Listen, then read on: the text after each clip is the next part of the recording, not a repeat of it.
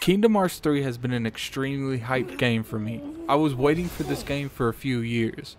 Ever since they announced it in 2013, they made it from a dream that's something I might see in the future to a reality. So today I'm actually glad that I can say that I'm reviewing Kingdom Hearts 3 on the Xbox One S.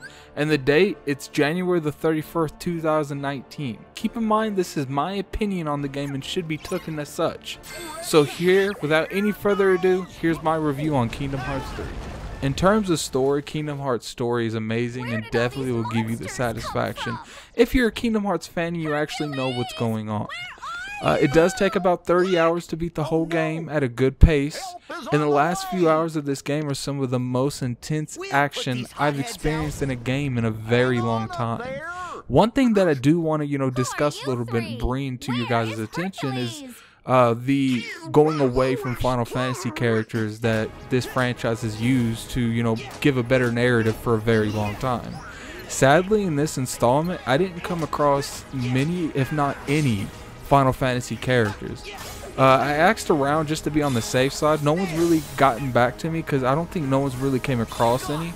Now keep in mind, I could have missed some, I could have missed one or two, but for the most part, your staples, your Cloud, your Yuffie, your Squall, I didn't come across any of them in there. So I just want to get your guys' opinion. Definitely put in the comment section about that if that kind of affects your decision on if you want to play this game. Now let's talk about the graphics and soundtrack a little bit.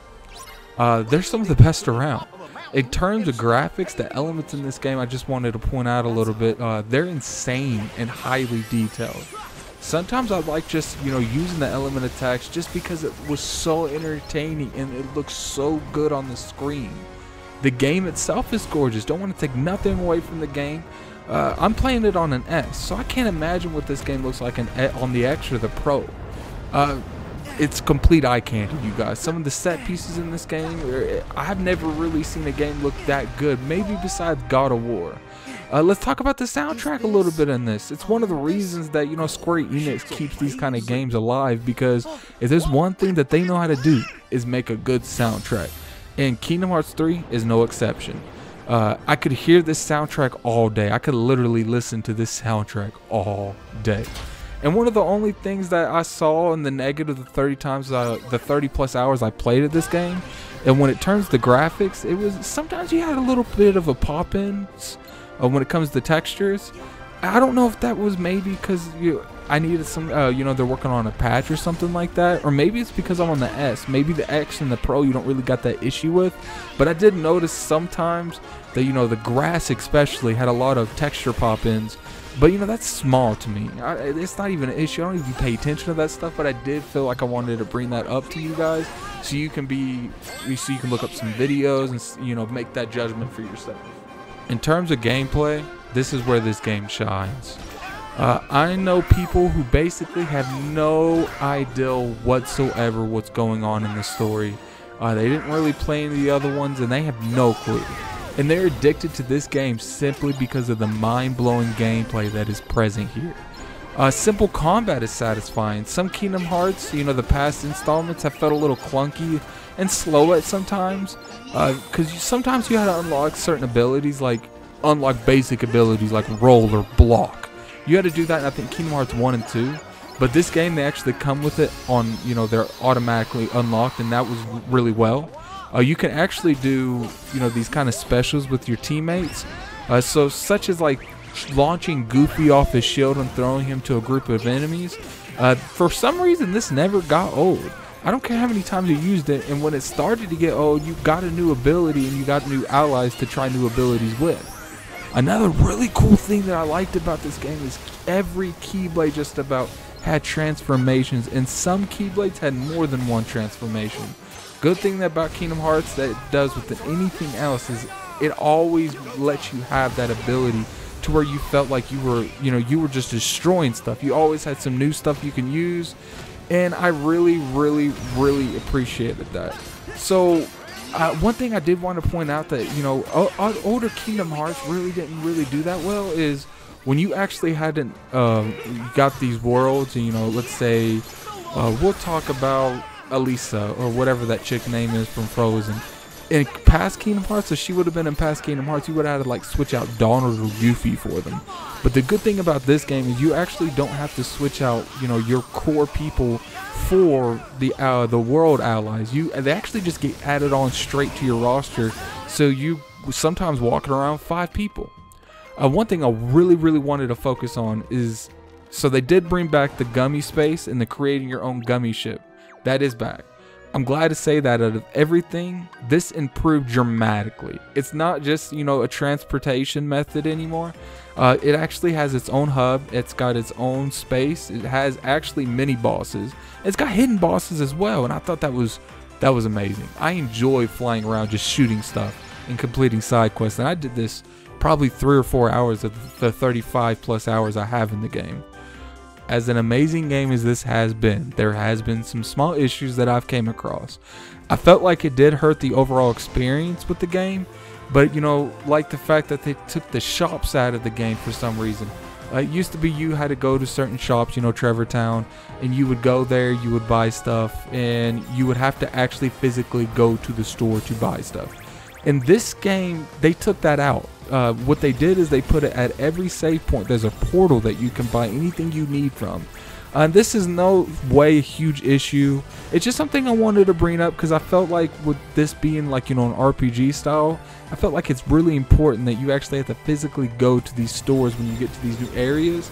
And it gives a little bit more of immersion to, oh, let's see what the new store has. Let's see what the, you know, new equipment I can buy. And that's not in no way, shape, or form condemning this game for it. That's just I wanted to point that out a little bit. This game seemed a little easier than, well, I wouldn't even say a little, it was a lot easier than previous ones. I think it's a combination from the new gameplay direction to, you know, the transformations with the keyblades and the fact that you can actually spam attractions. And you can spam team specials on your opponents like it's no one's business. Sometimes I would literally have 4 moves that's just waiting to be used. Speaking of attractions and links for one, for some reason they didn't make it, you didn't have to work for these. They're just given to you for no real reason at all. And I don't really have an issue with that, but one thing I really want to bring up is they're not really connected to the story. So sometimes you would get a link that has nothing to do with the actual world that you're doing. Some links didn't even have a world, so kind of didn't make sense why these are put in here. I thought maybe it would have been better if they took like an approach like you can do a side quest to get a link. That way it would make a little bit more sense where, you know, it's not part of the main story and you know why you're getting these, instead of them just being like, yo, okay, this is what we're gonna do.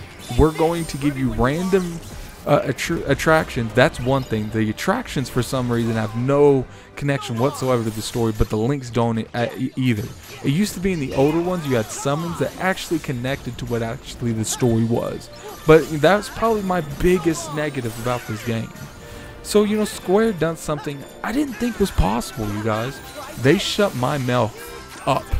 For 10 years I've been waiting for this game, and I didn't honestly think that they could satisfy what I expected out of this game. Was there stuff that I would have liked for them to have a present in or redo some of it a little bit? Of course.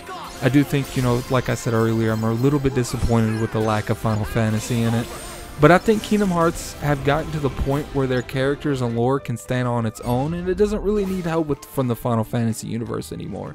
Sure, it still needs the Disney, because that's what the whole game's built around, is, you know, interacting with that Disney world. This game is everything I expected it, and I'm actually glad I grew up with this franchise, of this brand. Square found a great way to close this chapter of my life of really liking these games, playing them when they came out, and had me coming out the other side with some kind of form of closure, believe it or not.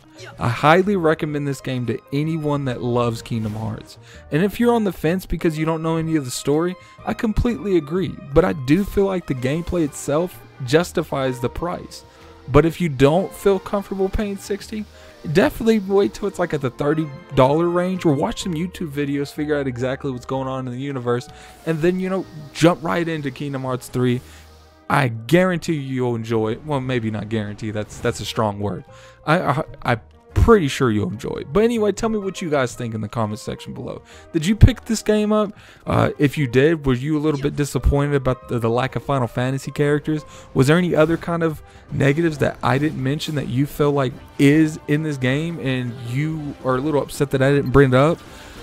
Definitely like the video if you don't mind. Share it, like my content, get to as many people as possible. And until next review, this is Gaming Addict. I'm out of here. Peace.